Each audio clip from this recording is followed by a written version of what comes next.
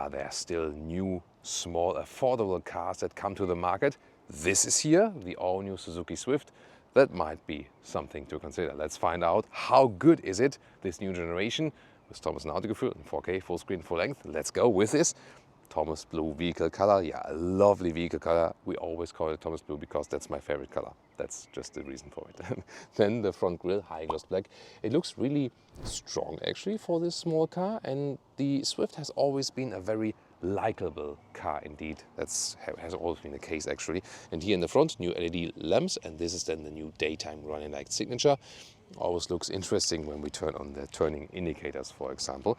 Then the length is 3.86 m or 152 inches, so really small, and wheels 15-inch steel would be standard. These are the 16-inch aluminum wheels, so this is like a higher trim level, but still relatively low in the price comparing to other vehicles. And then here you can see the roof. You can also get it in gray or black, but here it's in the vehicle color, and I think it's the right choice. Then you also have this flying roof effect because this area here in the last pillar is painted in black, and so you have, you know, like this blue here and blue there effect. Suzuki claims that they have updated the sound insulation, updated assistance systems, then there's a new mild hybrid technology for the engine, better comfort and so on. But is it all true? We're going to find out. From the exterior we see there's actually a very cool design also in the rear, very clean, and also a new signature here for the tail lamps that looks more three-dimensional. Turning indicators are more or less basic, as you see right here. And the same also counts for the rear. Under the hood we have a 1.2-liter three-cylinder naturally aspirated engine. Oh, ain't that cute. Really nice. Around 80 horsepower and 12.5 seconds is the acceleration figure. We have here the front wheel drive plus manual shifting. There's also a CVT automatic available and also an all-wheel drive version. Also sits in 1.5 centimeters higher than overall, but most customers will go for this one here. Mild hybrid technology always, and that gives you especially some advantages when you drive in the city and can use these recuperation moments. You get a nice tiny key fob, that's really basic. Then door closing sound is not too bad. I mean, yeah, nothing great, but also nothing too bad. And inside of the doors, all hardback materials. Just here is slightly soft, but not really soft. It's just like this cover. What I, however, like here in the higher trims, you also get, you know, the structure in here, also in the bright styling. So that's a great fit to the blue exterior color. Then here, for example, for some bottles in the door pockets, but overall quite slim. Then completely new interior. You can see in this case then also, you don't have to go for it. You can also stick with the dark one, but here also with the bright accentuations. I like that really. All hardback here as well. Steering wheel still with animal material. These here are real buttons. I like that to control, mute the sound, more sound here for picking up the phone. Right side then for the cruise control. As I said, new assistance systems in the higher trim levels done. This here is the fabric seat, also base, either black or like this with a slightly gray nuance. Let's test the comforts.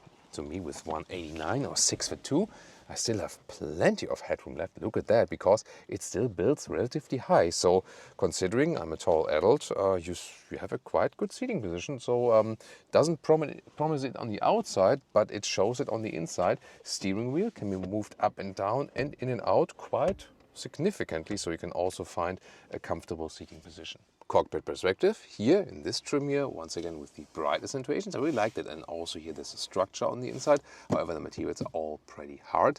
What is good that it's a real easy user interface. For example, here you have the fan speed, easy to control, and also the temperature here, easy to control, manual, so you can do that while driving as well. Easy stuff. In the lower part you have chargers, all with these covers, USB-C, USB-A, then here another USB-A, not sure why I have to split that way, and then 12 volt. In the front you can put a smartphone or also a big phone fits, but no inductive charging or something. Here this all then not adaptive, so things fly around in there. 5-speed manual gearbox, and this one here, manual handbrake, and this is actually quite cool.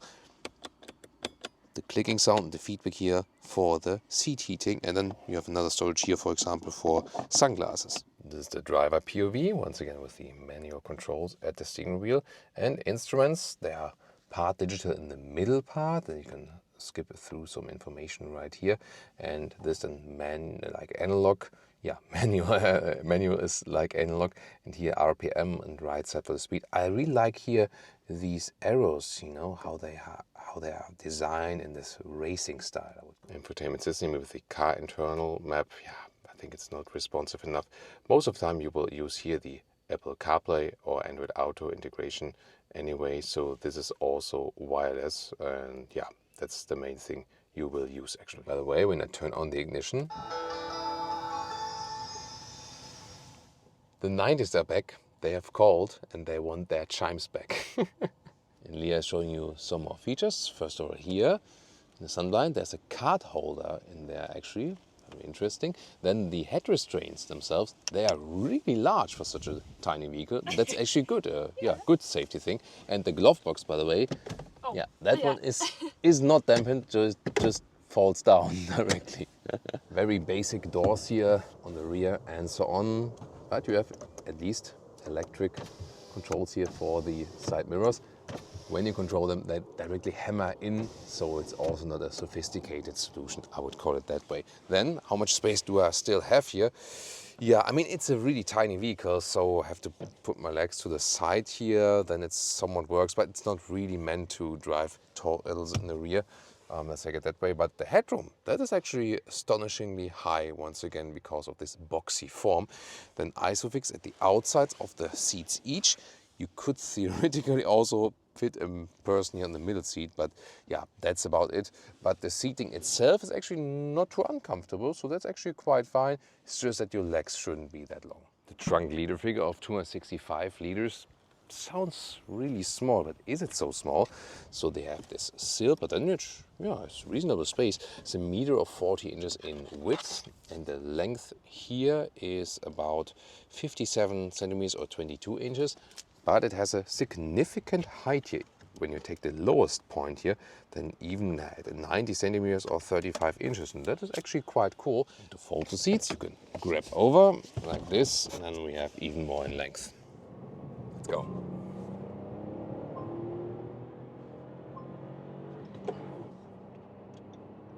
Yeah.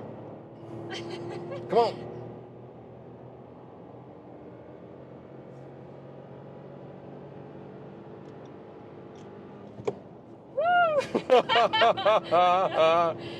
Speedy Swift. Yeah.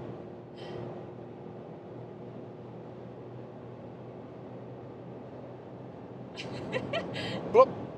That was 50 to 150. Not bad. Woo!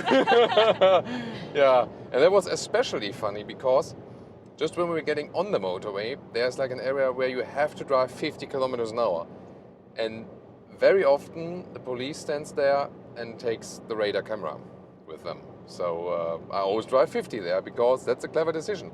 And then there was someone behind me, and she was like, in that Mini there, she was like flashing me that I'm not driving faster, you know, and you can't overtake there, and you have to drive 50 because otherwise you get a ticket. And she didn't understand, and I was trying to show her that it's 50. And then when it was the motorway, we accelerated out. People like, go, go, go, go, go, go, let's flee from her. Yeah, really funny. I mean, the thing is that this 3-cylinder engine here, it kind of sounds good. It sounds sporty. And that is the typical thing about 3-cylinders. They somehow sound more low frequency than the 4-cylinders. It's a funny thing, definitely. But yeah, you see, it doesn't have much power. That's just the way it is. Acceleration on the motorway is not the special thing for the Suzuki Swift. Yeah, it was fun nevertheless. And here, I mean, now it's 120 kilometers an hour. Wind noise are picking up, definitely. Of course, German motorway will always be a part here of our test when we have the vehicles in Germany. So I think up to a speed of 100 kilometers an hour, I think it was okay. Yeah. Now at 120, that's picking up. Then that's not ideal. Yeah, you see, it also stands against the wind, although it has been more aerodynamic than before. And yes, if you compare the previous generation, this is more silent now. So Yeah, yes, it's this. not that bad. Yeah, because you know, it was a long time ago, but still remember like the noise level from the previous generation. It was definitely louder. Oh, 5th gear. It's natural aspirated engine, so it's also, you know, you don't have like a turbo or something. And that Mini driver there is still hooking onto us. Oh, Nah, she doesn't dare like me driving full speed in a Suzuki Swift. Let's see, now top speed. Woo! 160. Now I have to use the brakes. But 165 is the official top speed of this one. So, yeah, that was kind of it basically. And I mean, it doesn't feel like in control or something. So there are some small vehicles and also, affordable vehicles, which kind of feel off when you drive them at high speeds. I recently had it with the Dacia Duster, where honestly, at really high speeds, you do not feel safe anymore. Here, at 150 kilometers an hour, and I do a lane change, it's still okay. I mean, it's not a sports car, but it's still fine, So, yeah, wind noise, of course, now really extreme, but this is why I do these tests, really to take the cars to its limit. It's not what the car is designed for. Soon the city driving part is to come. But I want to see how does it react, and it stays relatively calm. So, you afraid? No. No. That's a good sign, because when the car would be like really bad or something, then Leah as a passenger would be afraid maybe when I'm driving really high speed. But next to the noise insulation, it's not so much other bad things you hear. But as I said, it's better now in... Good job. Yeah, good job. Nice boy. So definitely better from noise insulation if you compare previous generation. So it feels a little bit more sophisticated. I think it just would need a little bit more power in general from that engine. But that's maybe also a German perspective. In the right thumb, you can set the speed then, also your plus minus and so on. It also has distance. So it's not really that basic actually. So it does has a distance control. So it keeps the distance there. And on the lower side here, let's see, you can also activate the active lane keeping assist. That hasn't been there before. And see here, so far, actually no hectic steering movements. It stays relatively calm and smooth, I would say. So, oh, now it's warning, yeah, you have to keep your hands on the steering wheel. Yeah, that's okay. But, I mean, yes, it's not meant to be driven on the motorway that, in a primary way, I would say. But for that, I think reasonable job still. She's absolutely crazy. Like, she's following us now, like, I mean, sometimes you don't understand why people do this thing like war on the streets. Like, what hell is it? I think, shall we maybe call the police? I mean, you know that the Autogefühl Fake Source police is always there for us, so I just need to call them, and then they're right there for us, so, yeah. But that's really the thing, also in Germany, not sure how it is in your country. When you have a small vehicle on the German Autobahn, you do get bullied, period. That's just the way it is. It's always the case, and it's really sad that this is the case. Yeah, but that's just the way it is, and yeah, it's really sad. I can't understand it. I think we should respect all people that are using the road. We all pay taxes for it, so you have the very same right to use it than others do. Yeah, but that's how people are sometimes. We are switching the motorway now, and I think it's a really likable steering input also. Direct, natural, you know what you're doing. This car really tells you, I'm in control and I know what you do. I have a five-speed manual gearbox here, which is fine, using the clutch. I'm driving so many automatic gearboxes nowadays that it's really become rare that I use manual gearboxes, but I directly got into it. It's no problem. It's kind of in my blood because, back in the days I learned just doing the manuals all the time. And here it's very good. Nice shifting. It's also not much resistance in it. It feels nice and sporty. So I actually like both the manual gearbox and also the clutch they have put here in the Suzuki Swift. And some city traffic, more like these 50 kilometers an hour, 30 miles an hour speeds.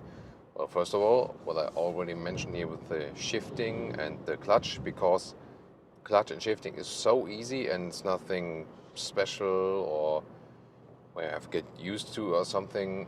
It's really good setup, and so the shifting also in the city is actually pretty easy and it doesn't stress you out at all. So by the way, this speed warning chime when I exceeded by 1 kilometer an hour. Here, for example, from 50 to 70, just go back to the third key in this case, is also enough. go. Yeah, especially in the third gear, the acceleration actually sounds quite nice, I feel, you know, and again, this nice steering feel, it's really smooth on the road. And here then, of course, at lower speeds, it also doesn't play so much a role that it's loud at higher speeds and so on. And that's actually fine. As for the comfort here in the seats, as I said, the astonishing thing is that you have so much space above your head. And it's also decently comfortable for tall persons, just you know, like in the knee area. There it always gets close when the vehicles are a little bit smaller and so on. But in most cases, you can definitely live with that. Another interesting aspect I didn't mention in the interior part yet is you don't feel or smell it anymore when you're driving, and you also have the AC running and so on, or in general the vents running. But when you get in the vehicle here and it's still very new, there is quite a noticeable smell to this vehicle, and not in a nice new car scent way, but more in a, yeah, it sounds a little bit chemically, artificially. Definitely have to mention that. Yeah, that's just the way it is actually. But driving wise in the city, you really feel at home. So this is where it belongs. And then we can also make use of that hybrid system here. Let me show that to you. So we also have this view meter. It's actually both, like small in the instruments, but there's also a bigger one in the infotainment system. And when I'm, for example, pulling like the clutch, there we go, then there is no recuperation because the car is just basically rolling. But when I'm actually in, oh, it's a beautiful old Mercedes, look at that. I think it's a 126, right? S-Class, was it? I think so, right? Need to check it up. Now 116 looks a little bit still. Should 126? Yeah, not sure about that. Then here, second gear, for example, I'm in the gear, and then I'm on the brakes, and then you could see that there's energy being regenerated into the battery again. And at the moment, here 1, 2, 3, 4, or 5. So it's almost full actually, because I was doing some downhill. Then I have some assist here from the battery, and so this mild hybrid system really works. So the consumption figures so far were actually quite. That was the autonomous emergency brake warning, because there was a car in front of me. But this was no problem here. So yeah, I mean, you don't feel really the hybrid system, especially not with the manual gearbox, but still you do get back some energy here and there. And then at the end of the review now, we also tell you more about the final consumption figure. And the consumption, around 4 liters on 100 kilometers. Wow, very efficient, lightweight, plus mild hybrid. That means like 60 mpg US and 70 mpg UK. Then pricing, as it stands here right now, with the higher trim, just over 20,000 euros from the German price as a reference. And of course, that's in comparison to other cars which are today on the market still very affordable. Cars have become much more expensive in general. And then you can think, hey, this is one that is at least less than 30,000 euros. And that is something special nowadays. While driving, of course, you do feel that you're not driving a larger vehicle. Yes, you can't deny that. But I think especially from this likability factor, they still nailed it, especially like when you look at it from the exterior design, which is still very crucial here, especially in that segment, and also from the space you have on the inside actually. The only thing, by the way, that will not come is a Swift Sport, a version that was so popular among the Suzuki fans, but Suzuki said they will not do it for this very generation, also due to emission laws and so on. Obviously, they did not see any business case for that anymore. What do you think about the all-new Swift? Tell me in the comments. And you can also check out some other small car reviews here on Autogefühl.